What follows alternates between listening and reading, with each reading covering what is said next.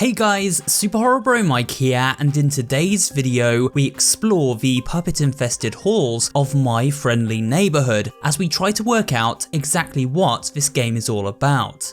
First, a little context for the video ahead.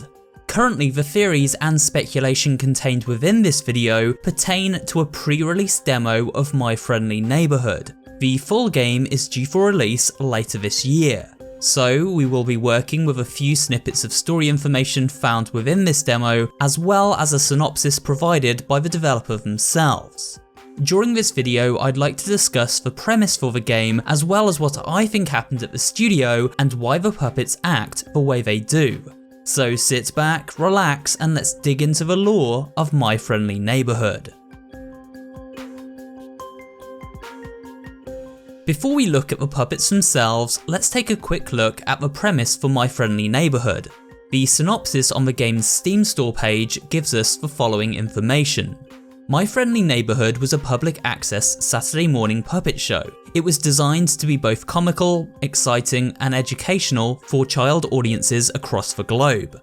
However, as time went by, interest in the show waned, and the production studio ran out of money and closed the studio doors for good.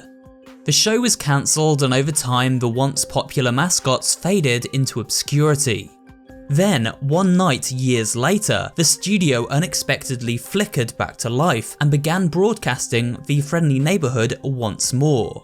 But things aren't quite right with these puppets or this studio, and so local handyman Gordon is sent to investigate the antenna at the top of the building and why it has suddenly started broadcasting once again. We step into the shoes of Gordon as he encounters the now violent and eccentric denizens of the studio. Along the way, one puppet in particular, a sock puppet called Ricky, seems to aid him. Though Gordon doesn't seem too keen on these mascot characters. How do I get out of here, Ricky? Oh, haven't a clue. Never come down here myself. Why? What's got your overalls in a knot? I'm trying to get to the roof. The roof? Look, you gotta give up this nonsense about the antenna. Looks very bad, very unprofessional. It's my job. Look, Gordy, I know our routine's a little rough, but don't judge a show by its pilot. But evidence suggests this was no ordinary TV studio. The puppets had a life of their own and were frequently up to mischief if not properly monitored. An obvious question to ask is, how are the puppets able to move and talk all by themselves? Essentially, these puppets seem to be living entities, with no human aid required to animate them. It could be argued that perhaps there are humans hiding within their suits, but this theory is easily debunked if we look at puppets such as Ricky, a sock puppet who moves through the pipe system, or Ray, a janitor puppet who, when using the out-of-bounds camera hack, we can see has a body resembling some kind of giant centipede.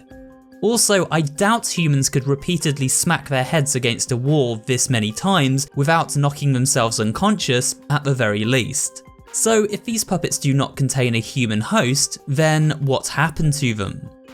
For now, we have very little information to go on, making almost any kind of theory purely speculative. With that said, there are some snippets of evidence which may point us in the right direction. Firstly, we have this poster advertising We Fixed It, a segment of the MFN show devoted to janitorial character Ray. Ray is a frog-like creature with a centipede body who fixes things in order to save the day, but did so with a decidedly grumpy demeanour, as this script page taken from his show segment illustrates. Ricky explains that Ray was always a little grouchy, but became dangerous and violent over time, resulting in his confinement to the basement. But back to that poster. You'll notice there is something a little off about the text contained within. On the surface, it seems like whoever wrote this paragraph made a series of grammatical errors, and while that is true, on closer inspection, we notice a few sentences here and there don't fit in with the rest of the messaging. Upon removing these sentences from the main body of text, we notice a few of them are quite unsettling and potentially suggestive to the greater story of the game. When the kids came to the shop, they began their work. I want to go home.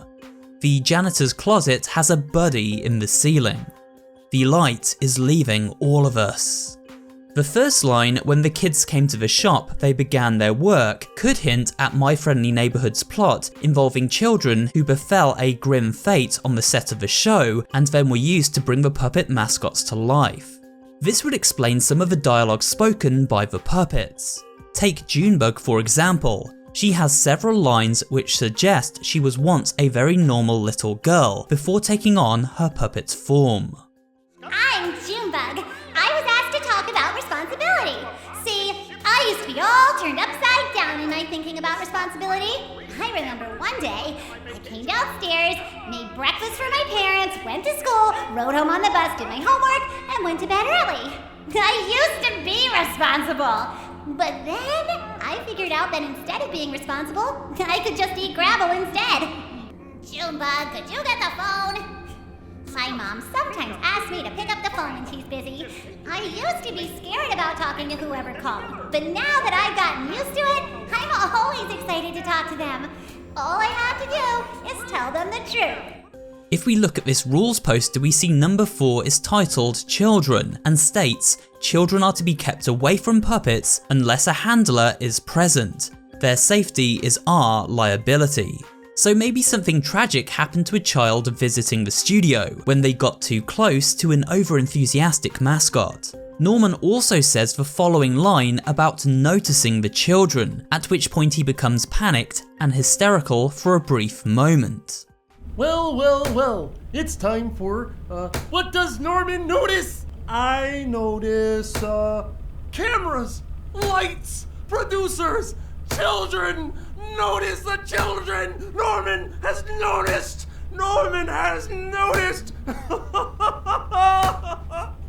Could this hysteria stem from recalling disturbing memories associated with the fates of the children or a specific child who visited the show all those years ago?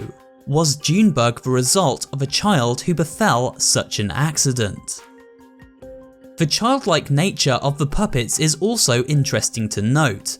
This rules poster goes on to mention how the puppets could not be trusted with dangerous materials, were hard to keep quiet, and were highly suggestive and prone to picking up bad habits such as swearing, all traits shared by children. The second line, I want to go home, hints at these lost souls wishing to return to their homes and escape their puppet imprisonment. Again, there is evidence in the puppet dialogue to back this up. Norman speaks of both wishing to escape the TV he feels trapped within, and also of his loneliness and desperation. Hey there, kids! I live in your TV set. That's right, it's the strangest place to be, inside of your TV. Just get me out of here! That's right, grab your dad's toolbox, take the hammer, and crack that TV screen right open! Go ahead! You have no idea how many friends are in here. However, it may not be exclusively the souls of children trapped within these puppet mascots. A note from employee Julia to her friend Benny speaks on how the city is becoming more violent and she is afraid to walk home alone. She says the only safe place is the neighborhood.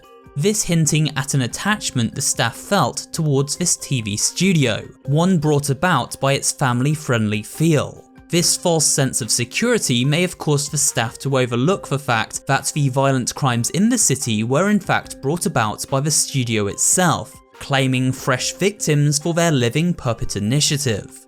Could Julia and Benny themselves have ended up as part of this puppet cast? The line, the janitor's closet has a buddy in the ceiling, could simply refer to the well-placed jump scare found in the demo, where a Norman falls from a vent in the ceiling of this locker room. However, it could also hint at the location of one of the victims' bodies, hidden away and forgotten about. When thinking about the hiding of bodies, we can connect up another strange dialogue strand.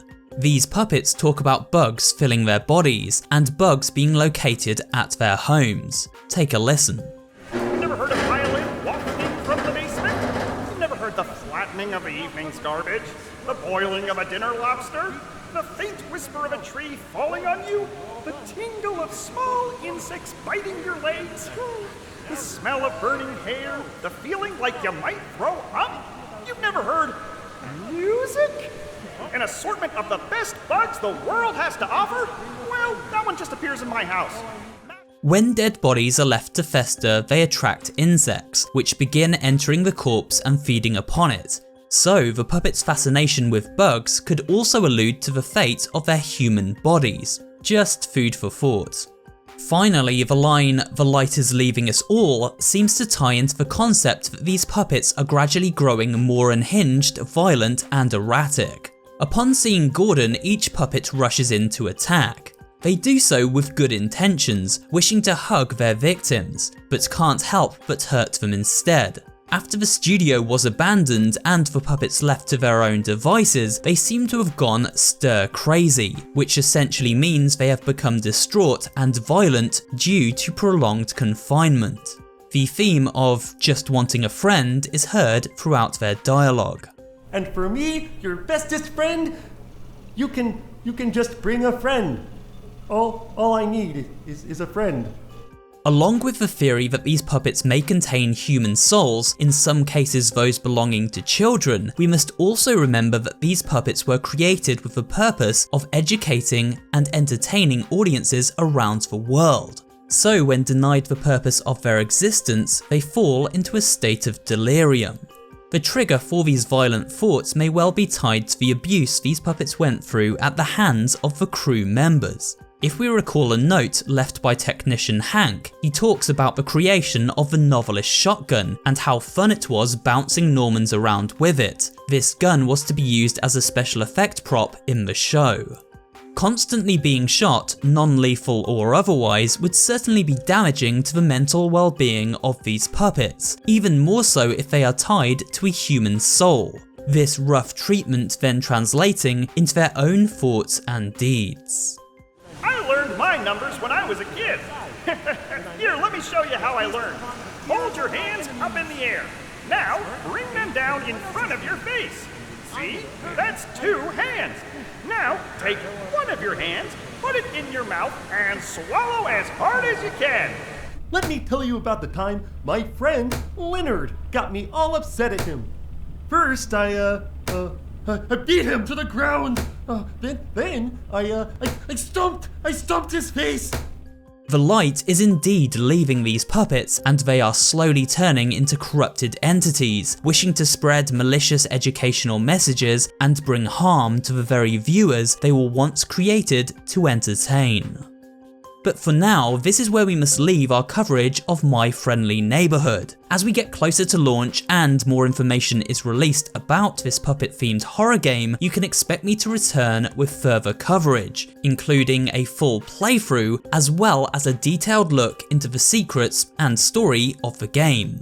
For now though, if you enjoyed this video, remember to leave a like, comment down below, and of course subscribe for more horror-related content. Thanks for watching, and I will see you on the next video.